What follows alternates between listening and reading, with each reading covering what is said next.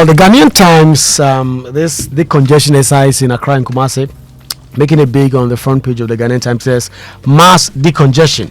Get off our pavement, footbridges. AMA gives traders Tuesday deadline. Comes with a picture of the AMA mayor, Mr. Michael Papu Aluti. Could you see what I did there? The mayor. He came just nice came work. out. Nice work. And then MPP bans internal campaigns until nominations. That story is on page 10 of the Ghanaian Times, and the Times Needy Fund. They are collecting donations to that fund. And that we will improve road networks. That is President John Dramani Mahama on his thank you tour. Well, the Daily Graphic this morning, Ghanaian theatre goes global, and as well, Akimoda Primary School ransacked. We'll bring you details of that a bit later, and also National Security Rescue Mission details in a kidnapped woman's case on page 13 of the Daily Graphic this morning. Right, I have the news center. It says fresh Supreme Court suits hits CJ's removal process. We know that other process got underway yesterday, and there are more actions that are being filed at the Supreme Court. This one says, does Ghana truly need a national carrier? That is also at the front page of the news center. And then Dumso, just 2.6 days of fuel left for thermal plants. That is John Jinapo, and he has clarified that they've secured enough, and they are going to take receipt of that over the weekend. And marginalized Boku women giving up. Sekina Mumuni, the Queen Mother, is restoring livelihoods. And then back on the Ghanaian Times back page, it says government committed to Abidjan Lagos Corridor Highway project. Comes with a picture of Governor Kwame Agboja, the Minister for Roads and Highways. A newly constructed Tetegu footbridge is attracting patronage. People are using it instead of crossing the roads directly. Kojo. And as well, the BNFT this morning, government hands over ECG revenue distribution operations to private partner. What a time to bring this story as we have challenges. And also, Otumfo 32 the second honors Hollard Group CEO. Details on the BNFT as well this morning. There was another one which I will just try and bring to you. And 18.9 billion USD global revenue assurance industry underutilized. Professor Boateng has been speaking especially about SML to boost Ghana's share as well. Now the big one as well, which we found in the Daily Graphic earlier, made its way to the BNFT this morning. Theatre adds to drive investment agenda. Jifat Gomashi on the BNFT this morning. So, Kojo, let's get into the details of the stories. By the way, just before that, just a quick clarification. I don't know. Yeah. Is it Hollard or Hollard? Hollard. Because I hear both. I don't know which one is. Yeah. Maybe you should research it and do it on say it right. Yeah. Hollard. If it's a company name, then it will not mean what the dictionary says. It will mean what they say. It's not a dictionary it's not a dictionary word. So it's what they say it is. It's a name, right? And I hear this thing about nouns. You can pronounce nouns anyway. Is that right? No. That you say, it's a noun. You mention it the way you know it. No. So you can say Kojo. No, there are rules. Yeah, rules. And have you noticed in Ghana, there are certain English names that we pronounce differently when we are saying the full name. So I'll give you an example. Francis Mensah. We go up on the end of Francis, Robert. Yeah. But it's only Francis and Robert. Yeah. Meanwhile, the moment you do it, you don't hear Peter Mensah or Michael Mensah. Right? Yeah. It's only Francis and Robert. Yeah. Can someone explain Francis that? Isn't it how the person says it? Like, how do you spell your Kweku? Kweku, Kwaku. There's Kweku. But the pronunciation will also be the same. I want to understand why we are going up at the end down. of Francis and Robert. Yeah. Francis Mensah. We need to get some of Robert Mensah. Robert, I mean, you're just drawing my attention to that. It's actually very interesting. Yeah, but we don't say. There's one more. Joseph. That also goes up. Yeah. But we don't say Michael Mensah. Michael Mensah. But the moment you mention the name just by itself, Robert. But when you add a surname or some other name to it, it goes up. It's like what's going on there? And we're asserting it's not how the person decides to want to pronounce it. Well, I think when it comes to that, for instance, look at Evans and Evans. There are those who are very comfortable using Evans. I mean, I was asking Evans Mensah the other time.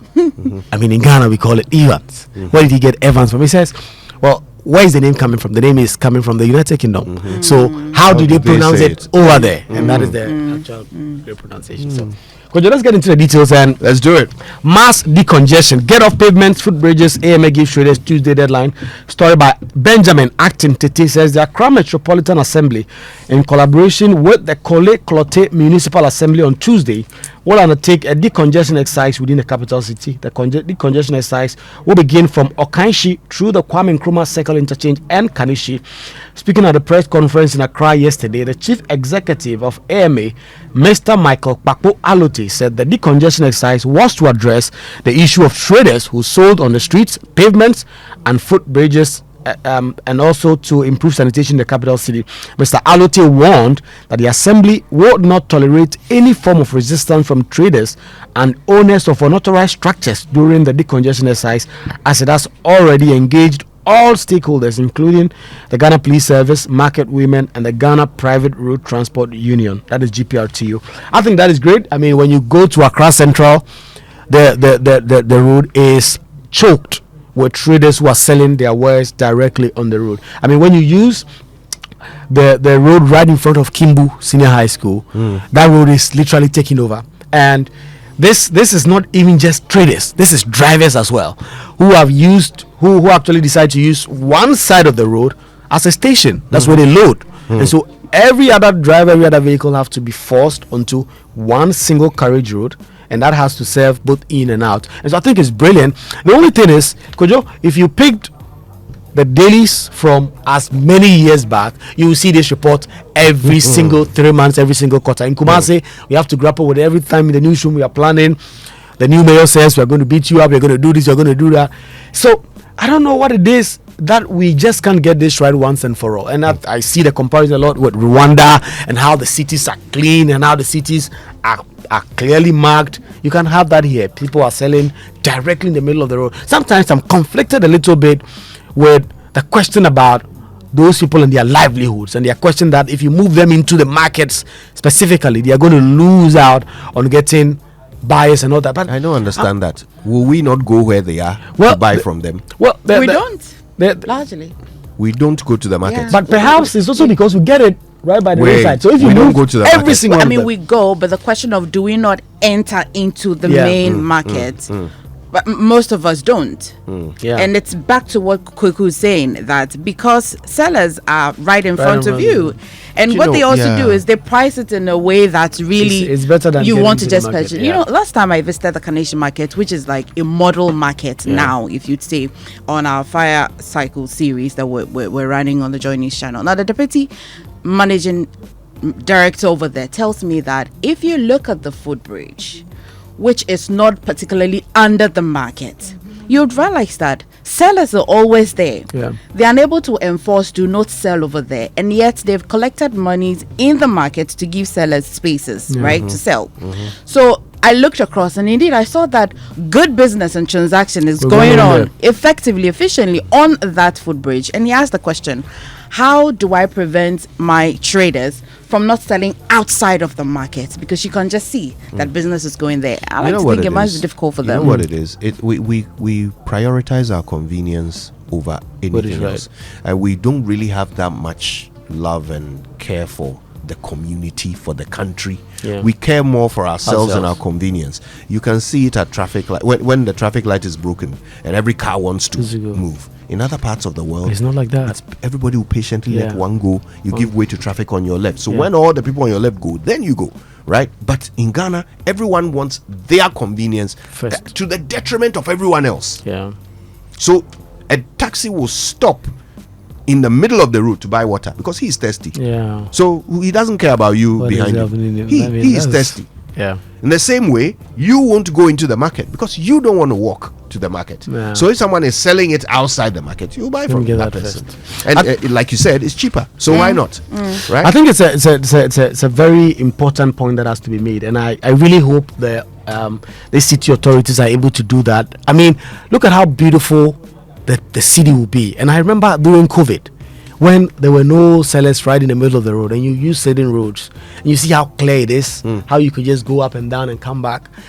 These things, life will be much easier, I actually think, if we're able to do some of these small things and ensure that our city is beautiful. So I mean, plaudits to the AMA and the Clote Kole Municipal Assembly for doing this. We hope they are able to do this. I don't want to be back here at the end of July and you do see another story. Yesterday when Kenneth 2 days. Kenneth also visited because when the mayor spoke, he said that when he engaged the traders, they said, well, on Tuesday they're waiting for the mayor to come and engage them to convince them enough to want to go into the market. I also look forward to how that will go. But the Daily Graphic this morning, Ghanaian theatre goes global. Ghana must go response to big push initiative. Now, Ghanaian creative production outfit Globe Production has launched an initiative to take compelling, authentic Ghanaian stories to theatres across the globe with support of the Ministry of Tourism, Culture and Creative Arts and the Foreign Affairs. Globe Production will stage fascinating and hilarious plays of Ghanaian stories in Africa, Europe, Asia and America on a roadshow dubbed Ghana Must Go. But if you went to the UK, if you went to London today, would you like to go and see a Ghanaian play in the theatre?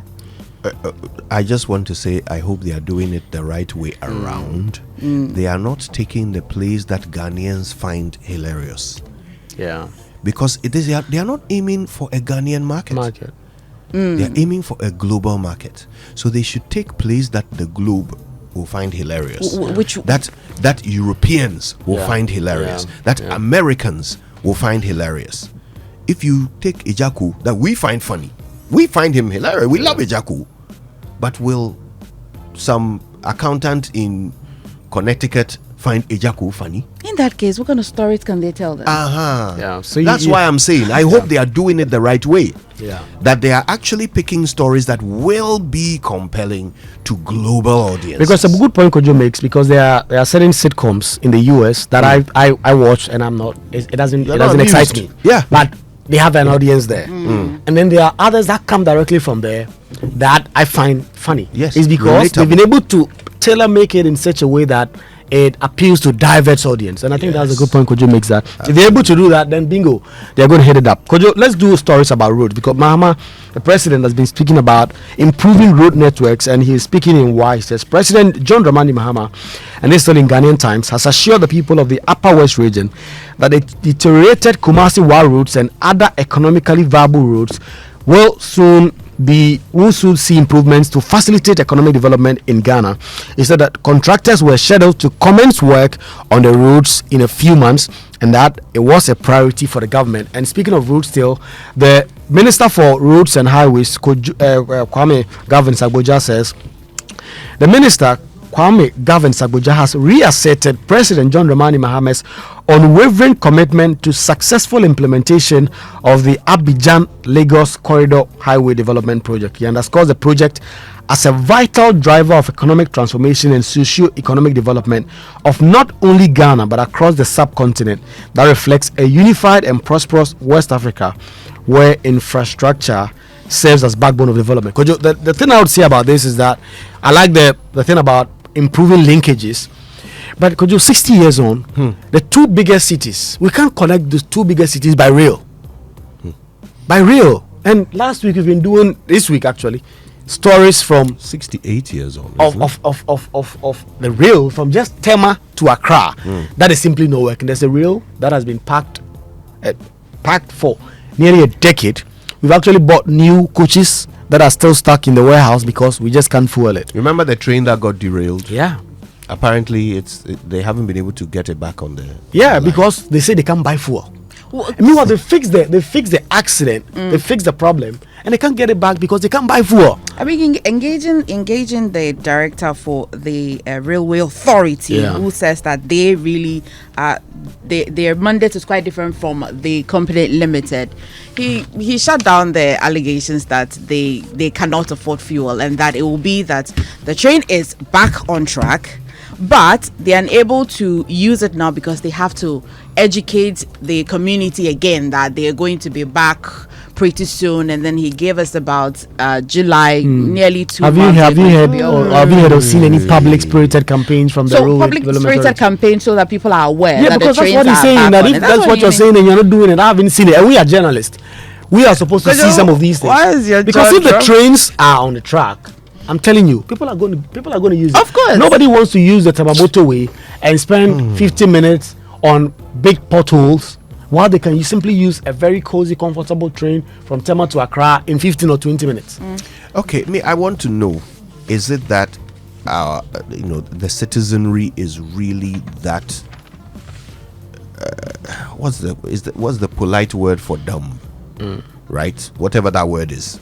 Is it that, or is it that we assume that they don't have sense when they actually do? Because some of the things that we see, that we have to educate people that this is a train. But the train is on the track. And the train moves on the track. So don't park your car on the train track. And they need 3 months for that message to seep into the human brain before they can run the train. Yes, please. Because everywhere else these things happen. I've seen so many videos of people driving, say in the US or UK, because the rails sometimes open for the roads, and where accidents do happen. So mistakes do happen. That is why you have to put in place a lot more enforcement mechanism. There need to be a lot of and safety, camera and other things. And warning. They'll have such technology that just monitors entire track in some of these Western countries. We need to do better, Kojo. This is a country of 68 years. Our peers. So they said educating us for how many months? Well, this happened until the end of July. Yeah, nearly July or thereabout. Charlie, some of these excuses, honestly. Charlie Kweku, what's up? Yeah, so MyJoyOnline.com comes with a big picture of the first Deputy Bank of Ghana governor. It says city stability is backed by organic non-debt creating reserves. And it's that interview with George Rafe, and again he says we are not burning reserves to hold the city. The Bank of Ghana governor is telling Joy News. Again, notorious armed robber jailed for life and gets an additional 120 years. I don't know how sometimes those sentencing work. You are jailed for life, but also 120 years. In case you die, you come back, we have 120 years waiting for you. And then power crisis, we need 1.1 billion to procure liquid fuel. Ghana faces imminent power crisis as energy minister warns of fuel shortage. And then Mahama credits economic gains to policy reforms, unveils major road projects under the big push program. Kojo, you saw that, you hear that again, right? Yeah. Major. I like it. And talking about the city and the big thing, I know people like Kojo are not very happy because they have a lot of foreign currency. Kojo has a lot of dollars, has a lot of pounds. So the depreciation of these foreign currency, please really allow us to. On the phone the other day, right? Do not turn me into the target of some of these notorious 120 years okay. armed robbers. I beg. See the crime in Ibi, not dollar.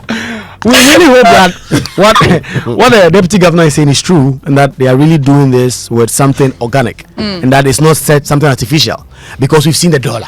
Every time he goes up, they say, "Oh, don't go, sell your dollars." People say, "No, don't worry, I'm going to buy more dollars." The next thing you know, the city is going back to 15, 16, 17. Give time. How much of this depreciation is down to the fact that government is just not spending? I've heard that a lot, because we are not paying debt, we are not doing a lot of things. The things that would take dollars out of the economy, we are not doing that now. In fact, Professor Bobkin and co have all said that when you start spending, because this budget is not spending much, when you start spending, you start paying contractors the millions of dollars. I mean, Kapoor is taking $400 million. If you take that out, you know what is going to happen to the city. So we really hope something organic, because now we are seeing every day Bank of Ghana is happy. They post a graphic on X and Facebook, and it's 12.5.